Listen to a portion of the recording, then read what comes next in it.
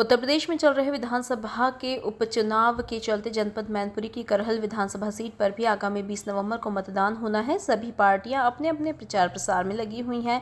तो वहीं करहल विधानसभा सीट से समाजवादी पार्टी के प्रत्याशी तेज प्रताप यादव भी अपने प्रचार प्रसार के लिए डोर टू डोर जा रहे हैं और अपनी पार्टी के लिए वोटों की अपील कर रहे हैं। समाजवादी पार्टी के प्रत्याशी तेज प्रताप यादव करहल विधानसभा के गांव रठेरा पहुंचे। रठेरा पहुंचकर तेज प्रताप यादव ने एक शोकाकुल परिवार से मुलाकात की और वहीं परिवार के लिए शोक संवेदना व्यक्त की। पत्रकारों से बातचीत करते हुए उन्होंने जमकर भारतीय जनता पार्टी पर निशाना साधा। सपा प्रत्याशी तेज प्रताप यादव ने बताया कि भारतीय जनता पार्टी की पोल खुल चुकी है। भाजपा की जो नियत है और जनता के प्रति जो उनका बर्ताव रहा है वो सब लोग जानते हैं। यहाँ के लोग 13 तारीख का इंतजार कर रहे थे, लेकिन अब तारीख बदल गई है। यहाँ के लोगों ने मन बना लिया है कि भारी बहुमत से समाजवादी पार्टी को जिताएंगे।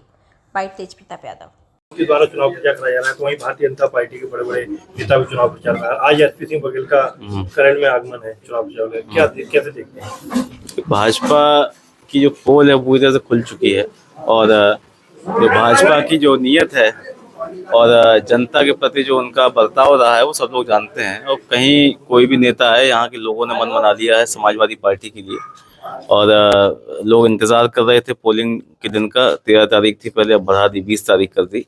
तो यहाँ के लोगों ने मन बना लिया है और बड़े बहुमत के साथ समाजवादी पार्टी को चुनाव जिताएंगे। लगातार पोस्टरबाजी का दौर चल रहा है। नया पोस्टर एक सामने आया है जिसमें लिखा है कि 27 में अखिलेश यादव कृष्ण और राहुल अर्जुन। क्या कहेंगे इस पर? देखिए, 27 में जनता ने मन बना लिया है समाजवादी पार्टी की सरकार बनाने का। और जो इतने साल से केंद्र और राज्य की सरकार जो चल रही है और लोगों को बड़ी उम्मीदें थी, इन्होंने बहुत वादे किए, तमाम सारे नारे दिए, एक भी वादे पर भारतीय जनता पार्टी ने काम नहीं किया। और आज पीडीए जो परिवार बनाया माननीय अखिलेश जी ने, आज लोग उस पर भरोसा कर रहे हैं और लोगों को उम्मीद है कि पीडीए ही सामाजिक न्याय को सही दिशा दिखाएगा और सभी वंचित लोगों को, शोषित लोगों को न्याय दिलाने का काम करेगा। झारखंड में चुनाव प्रचार में भी हैं और लगातार शोक संवेदना भी व्यक्त कर रहे हैं। लगातार लोगों के बीच जा रहे हैं और लोगों से संपर्क कर रहे हैं, शोक संवेदना के लिए टाइम निकाल रहे हैं। बड़ी बात है। किस तरह का चुनाव को प्रभावित कर सकता है, इस तरह का आपका संदेश, किस तरह का संदेश देना चाह रहे हैं? देखिए, हमारे सब अपने लोग हैं, परिवार के लोग हैं और कहीं कोई दुर्घटना जब होती है तो उनका दुख दर्द बांटने हम लोग प्रयास करते हैं जैसे जा पाएँ। और ये भी चुनाव के दौरान इससे भी घूमने के लिए आने जाने का जो मौका मिल रहा है, लोगों के बीच में जा रहे हैं। और ये सभी लोग वो हैं जो हमेशा समाजवादी पार्टी के साथ खड़े रहे, हमेशा खराब से खराब समय में। तो हम लोगों की जिम्मेदारी बनती है, जब किसी हमारे साथी पर कोई दुख आता है, कोई ऐसी बात होती है, तो हम लोग इनके साथ खड़े हों। और यहाँ की तो जनता खुद चुनाव लड़ रही है और हम लोगों के साथ साथ पूरी जनता के लोग प्रचार कर रहे हैं, सभी लोग वोट मांग रहे हैं। तो कहीं कोई फर्क इससे नहीं है और सभी लोग जो है पूरी तरीके से लगे हुए हैं। यादव प्रत्याशी कैंडिडेट को बनाया है, वो कमरिया घोषी का फैक्टर सामने पेश करके चुनाव को प्रभावित करना चाहते हैं, मतलब यादव पे वोट बैंक में सेंध लगाने की कोशिश कर रहे हैं। क्या लग रहा है, कमरिया घोषी कितना बड़ा असर डालेगा? देखिए, जब भाजपा के लोगों ने पूरे समाज को गाली दी लोकसभा चुनाव से पहले, तभी लोग कहाँ थे और किसको गाली पड़ी, तब कोई बचाव करने नहीं आया। और यहाँ के लोग सब नेताजी के साथी रहे, नेताजी के पदचिन्हों पर चलने वाले लोग हैं।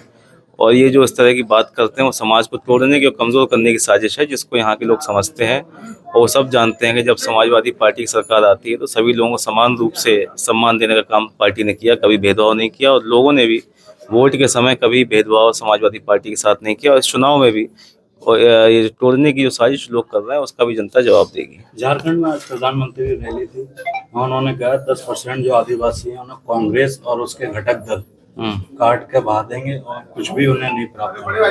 देखिए, प्रधानमंत्री तो जो कहें वो कमी है, कुछ भी कह सकते हैं। और 10 साल से सरकार चल रही है, उन्हें बताना चाहिए झारखंड में कि उन्होंने आदिवासियों के लिए क्या लेके आए। उनकी जो ज़मीन की समस्या वहाँ पर है, उनकी ज़मीनों को बड़े बड़े उद्योगपतियों को बेच दी गई, दे दी गई, जंगल काटे जा रहे हैं।